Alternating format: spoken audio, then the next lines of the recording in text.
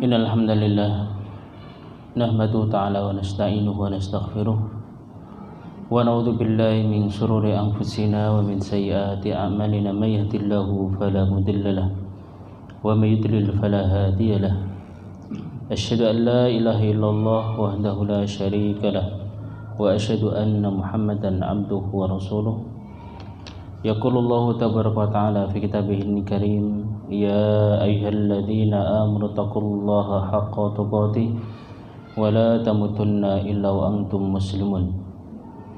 Wa qala aidan ya ayyuhalladzina amanu taqullaha wa qulu qawlan sadida yuslih lakum a'malakum wa yaghfir lakum dhunubakum wa may yuti'illaha wa rasulahu faqad faza fawzan 'azima.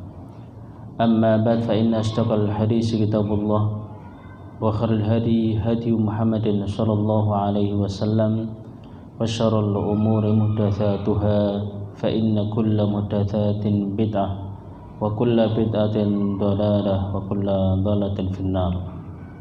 Kaum muslimin wa muslimat rahimani wa rahimakumullah.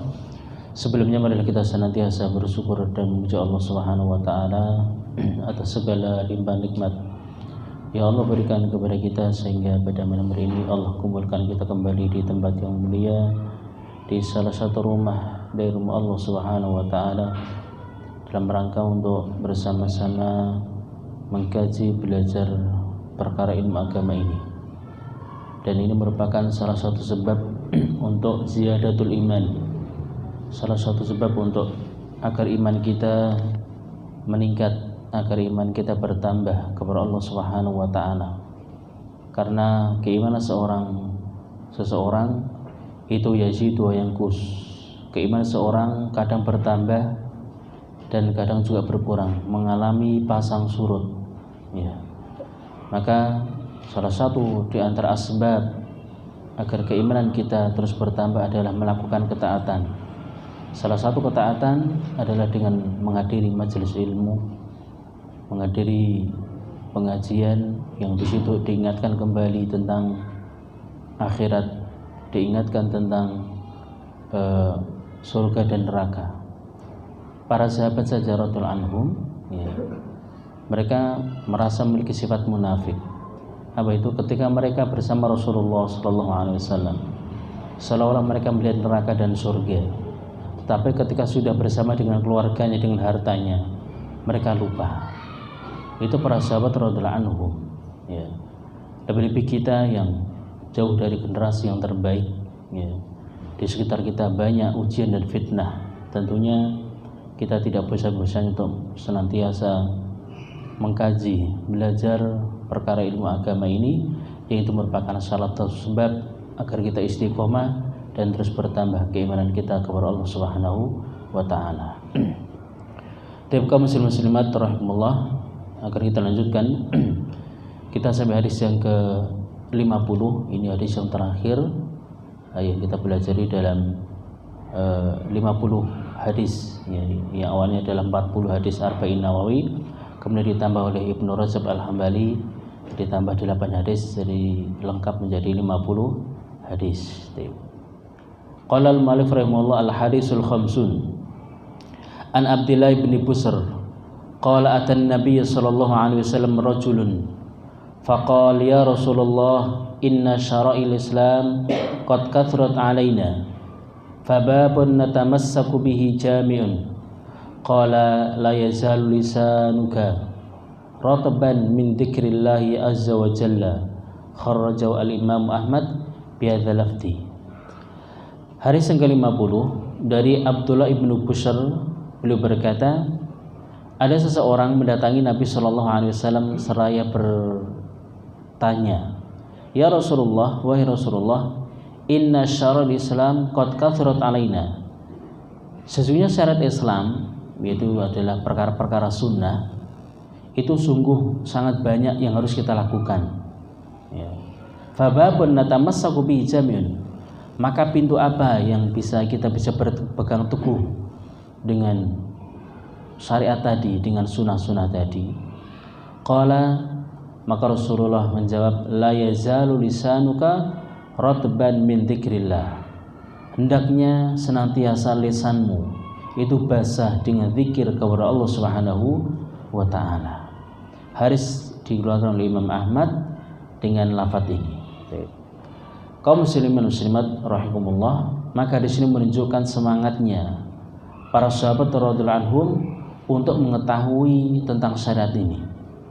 Semangatnya para sahabat radhiyallahu anhum untuk bertanya kepada Rasulullah tentang perkara ilmu agama.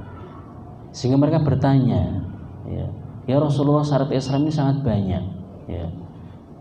Maka bagaimana, pintu apa yang bisa kita lakukan sehingga bisa mencakup semuanya, ya. Maka diantara jawaban Rasulullah adalah hendaknya lisanmu senantiasa basah dengan zikir kepada Allah Subhanahu wa taala. Dan banyak sekali Allah menyebutkan dalam Al-Qur'an anjuran kepada kita semua untuk memperbanyak zikir, ya.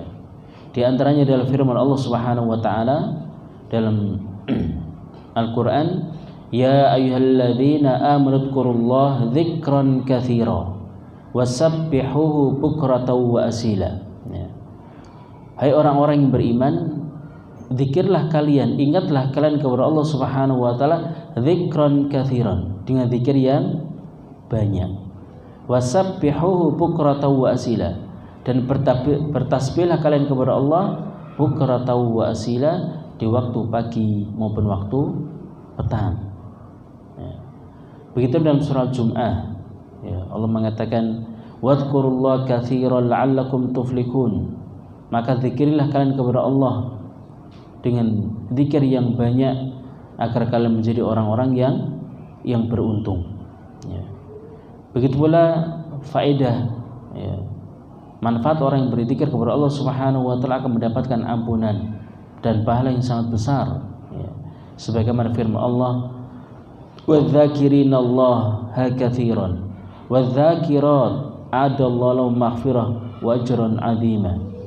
Orang-orang yang zikir, baik laki-laki dan perempuan, dengan zikir yang banyak, maka Allah janjikan kepada mereka maghfirah, ampunan, wa ajran 'azima, dan juga pahala yang sangat banyak.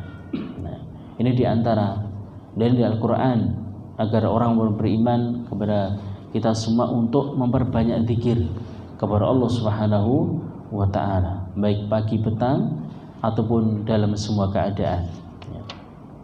Maka kita lihat bagaimana keadaan Nabi Shallallahu Alaihi Wasallam, ya.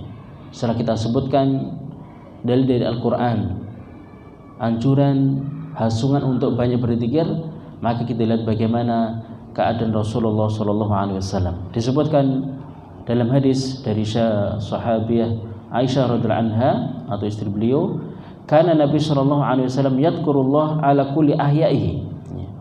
Adalah kebiasaan Rasulullah Sallallahu Alaihi Wasallam beliau berzikir kepada Allah ala kulli ahyaihi, dalam semua keadaan beliau senantiasa berzikir. Apa makna dalam semua keadaan? Ibnu Rajab menjelaskan fi hali qiyamihi wa masyihi wa qu'udihi wa tijaihi sawa'un kana ala taharatin aw ala hadasin. Makna beliau berzikir semua keadaan, maknanya adalah ketika dalam keadaan berdiri beliau berzikir, dalam keadaan berjalan, dalam keadaan duduk, dalam keadaan berbaring, baik ketika beliau dalam keadaan bersuci atau dalam keadaan berhadas. Dalam semua keadaannya beliau senantiasa zikir kepada Allah Subhanahu wa taala.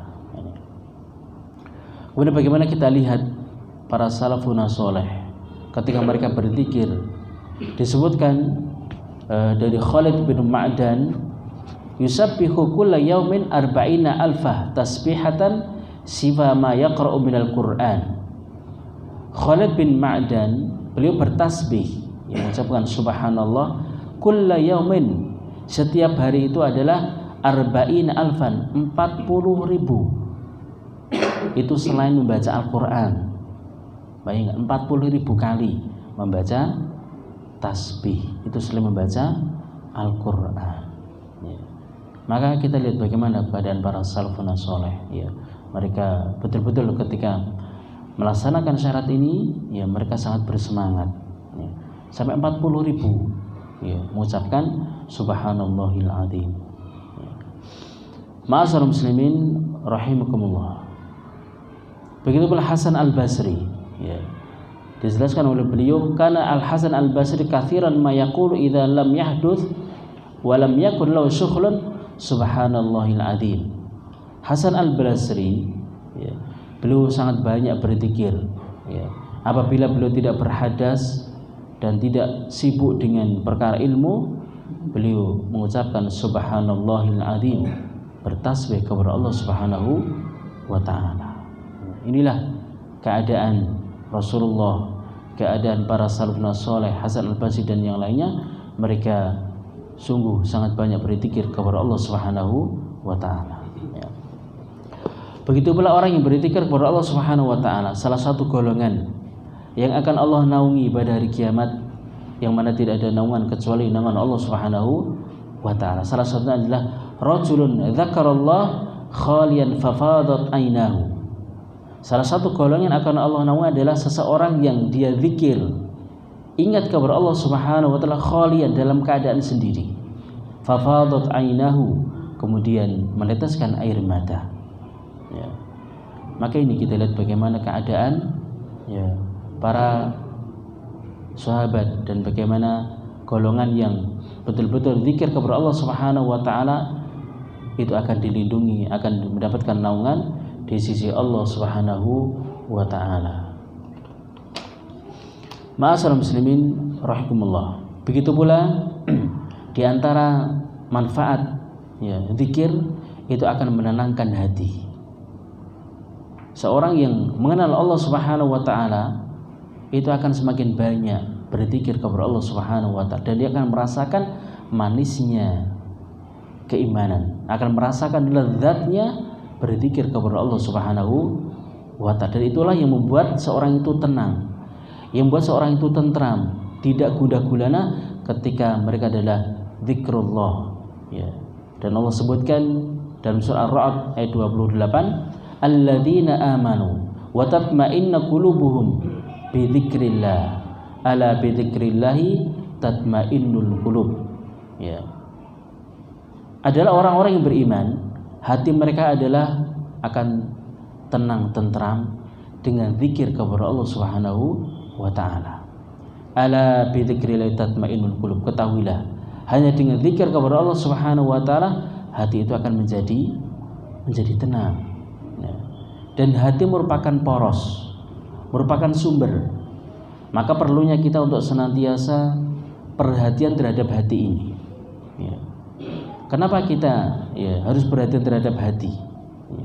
Terkadang seseorang perhatian terhadap jasadnya ketika sakit ya kan, dia berusaha untuk mencari obat, tapi ketika hatinya sakit dia tidak merasa ya.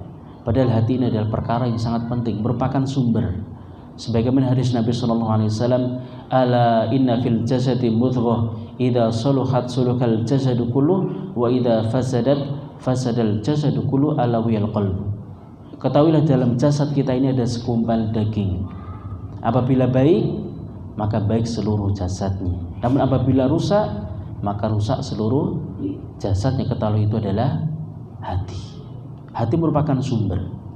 Begitu pula pada hari kiamat yang akan dianggap, yang akan bermanfaat ketika seorang itu memiliki qalbun salim, memiliki hati yang selamat. Yauma la yanfa'u malun wala banun illa man atallah biqalbin salim. Pada hari yang tidak bermanfaat lagi harta dan anak kecuali orang-orang yang menghadap Allah Subhanahu wa taala biqalbin salim, dengan hati yang selamat. Selamat dari kesyirikan, selamat dari maksiat, dan selamat dari berbagai macam fitnah, syubhat, maksiat dan yang lain. Itulah yang dianggap oleh Allah Subhanahu wa taala pada hari kiamat, dan itulah orang yang selamat ketika memiliki qalbun salim.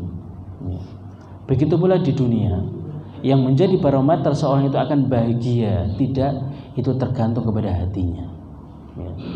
Tergantung kepada hatinya. Dan Allah tidak melihat kepada jasad, kepada rupa-rupa manusia, tapi yang Allah lihat adalah hati dan amalan seseorang. Sebagaimana hadis Nabi sallallahu alaihi wasallam, "Innallaha la yanzuru ila ajsamikum wa la yanzuru ila suwarikum, walakin yanzuru ila qulubikum wa a'malikum." Sehingga Allah Subhanahu wa ta'ala tidak melihat kepada jasad kalian, tidak melihat kepada rupa-rupa kalian, tapi Allah melihat kepada hati dan amalan-amalan kalian. Inilah dengan tiga sebab ini hati merupakan perkara yang penting. Pertama, hati merupakan sumber, merupakan poros. Yang kedua adalah yang dianggap di akhirat adalah perkara hatinya. Begitu pula di dunia, Allah melihat kepada hati dan amalan kita, tidak melihat kepada jasad dan rupa seseorang. Maka pentingnya seseorang terus memperhatikan akan kesehatan hatinya. Ketika hatinya sakit, maka segeralah untuk diobati. Al-Imam Ibnu Qayyim rahimahullah belum menjelaskan untuk menjaga kondisi hati itu agar baik, agar sehat. Itu sebenarnya sama ketika kondisi jasad kita itu sakit. Ketika kita ingin jasad kita itu sehat, itu ada 3 hal yang kita perhatikan. Dan itu sama ketika untuk mengobati hati. Pertama adalah kita konsumsi, ketika badan kita ingin sehat, kita mengkonsumsi makanan-makanan yang berkualitas, makan makanan yang baik. Begitu pula ketika hati kita ingin hati yang salim, maka yang kita lakukan adalah amal soleh. Kita banyak beramal soleh, qiraatul Quran, sholat, zikir, dan perkara-perkara itulah yang harus kita konsumsi, yang harus kita berikan dalam hati kita adalah amal soleh. Begitulah ketika jasad kita ingin sehat, jangan mengkonsumsi hal-hal yang berbahaya, apalagi perkara-perkara yang merusak badan atau mungkin racun dan yang lainnya. Begitulah ketika hati kita ingin selamat, kita jangan melakukan maksiat, karena maksiat itulah yang akan menghalangi seorang itu dari ketaatan kepada Allah Subhanahu wa ta'ala. Karena maksiat itulah yang akan membuat seorang itu berat untuk melakukan berbagai macam ketaatan. Yang ketiga, ketika jasad kita ingin sehat, maka keluarkan seluruh racun yang ada di dalam tubuh kita. Kalau hati, bagaimana caranya? Dengan memperbanyak istighfar dan bertobat kepada Allah Subhanahu wa ta'ala. Maka dengan banyak istighfar, bertobat kepada Allah Subhanahu wa ta'ala, maka maksiat, dosa yang ada dalam diri kita akan terhilangkan. Sebanyak apapun dosa seorang hamba, selama dia mau istighfar, bertobat kepada Allah Subhanahu wa ta'ala, maka Allah pun akan mengampuninya. Sebagaimana hadis dalam hadis qudsi, "Ya ibna Adam, law balaghat dhunubuka anana as-sama' thumma astaghfartani ghafartu laka." Wahai anak Adam, seandainya dosamu setinggi langit, kemudian engkau istighfar kepadaku, ghafartu laka, niscaya aku akan ampuni. Ketika dia seorang istighfar, bertobat kepada Allah Subhanahu wa ta'ala. Maka dalam hadis toba atau tuba, sungguh beruntung orang yang mendapati dalam catatan amalannya nanti pada yaumul qiyamah itu banyak istighfar, lembaran-lembaran catatan amal di dunia, ketika menerima nanti di akhirat ternyata banyak istighfar kepada Allah Subhanahu wa ta'ala. Kembali kepada zikir tadi, bahwasanya zikir itu akan menenangkan hati, dan perlunya kita untuk senantiasa memperhatikan terhadap hati ini. Ala bi dzikrillahi tatmainnul qulub. Ketahuilah dengan zikir kepada Allah Subhanahu wa taala, hati seorang akan menjadi tenang. Kaum muslimin muslimat rahimani rahimakumullah. Kemudian di antara perkara yang harus kita perhatikan, bahwasanya seorang bekerja mencari karunia dari Allah Subhanahu wa taala tidak menghalangi dari zikir kepada Allah Subhanahu wa taala. Ketika seorang berada di pasar, bekerja atau yang lain, itu tidak menghalangi untuk berzikir kepada Allah Subhanahu wa taala. Karena dalam surah Al-Jumu'ah, di ayat tadi yang terakhir Allah mengatakan, fa idza qudiyatis shalah fantashiru fil ardi wabtaghu min fadlillah wadhkurullaha katsiran la'allakum tuflihun. Apabila salat sudah selesai ditunaikan, maka bertebaranlah kalian di muka bumi. Wabtaghu min fadlillah, carilah karunia Allah Subhanahu wa taala dalam bekerja, mencari karunia Allah Subhanahu wa taala. Kemudian Allah melanjutkan, wadhkurullaha katsiran la'allakum tuflihun, dan zikirlah kalian kepada Allah dengan zikir yang sangat banyak agar kalian menjadi orang-orang yang beruntung. Jadi ketika saat itu bekerja di pasar atau yang lainnya tidak menghalangi untuk zikir kepada Allah Subhanahu wa taala. Dan di sana banyak disebutkan ya athar ya bagaimana para salaf ketika mereka di dalam pasar ya perkara-perkara yang mana itu keadaan yang seorang itu akan khuflah, lalai, mereka berzikir kepada Allah Subhanahu wa taala ya. Di mana kebanyakan orang mereka ya mungkin transaksi ataupun yang lainnya, tapi mereka sempat untuk zikir kepada Allah Subhanahu wa taala. Inilah bahwasanya Allah Subhanahu wa taala ketika memerintahkan untuk mencari karunia Allah, bekerja atau sejenisnya, tidak menghalangi seorang untuk zikir kepada Allah Subhanahu wa taala. Kaum muslimat rahimakumullah. Kemudian perlu diketahui bahwasanya zikir itu mempunyai dua makna. Zikir bermakna secara umum, ada zikir bermakna secara khusus. Zikir secara makna umum adalah mencakup semua ya. Zikir baik itu adalah qiraatul Quran, itu termasuk zikir. Salat itu juga zikir. Majelis ilmu itu juga zikir. Ini adalah zikir makna secara am, makna secara umum. Dan juga ada zikir makna khusus. Berarti seorang itu melafadzkan zikir-zikir tertentu, dari bertasbih, bertahmid, bertahlil ya, kalimat tahlil la ilaha illallah atau sejenisnya. Berarti ini ada zikir secara khusus. Ma'lumun anna Allah azza wa jalla farada 'ala muslimin ayadhkuru kulla yawmin wa laila 5 marat ya. Sudah kita ketahui bahwasanya Allah Subhanahu wa taala memerintahkan kepada kaum muslimin untuk zikir, ingat kepada Allah Subhanahu wa taala dalam sehari semalam paling tidak 5 kali. Itu dalam hal salat. Fi iqamati sholatil khams, itu dalam rangka menjalankan salat yang 5 waktu, itu termasuk zikir. Fi mawaqiti al-muaqqatah, tentunya melaksanakan salat di waktu-waktu yang sudah ditentukan ya. Begitu pula di antara termasuk zikir adalah salat-salat sunnah. Di sana ada salat sunnah qobliyah, ba'diyah. Itu termasuk di dalamnya adalah zikir kepada Allah Subhanahu wa taala. Ya. Maka disyariatkan kepada mereka setelah mereka menunaikan salat wajib untuk betul-betul memperhatikan perkara yang sunnah ini. Karena selain itu termasuk juga zikir ya, yang akan mengiringi salat-salat wajib juga akan bisa menembel, akan menutupi kekurangan ketika seorang itu ketika sholat wajibnya ya. Begitu pula seorang muslim hendaknya memiliki ya, rutinitas momen-momen tertentu untuk berzikir kepada Allah Subhanahu wa taala ya.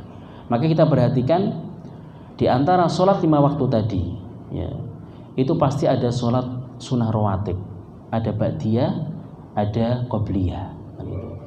Namun di sana ada sholat yang tidak ada sholat sunnah rawatib ba'diyah. Apa itu? Sholat sunnah yaitu sholat subuh dan sholat asar.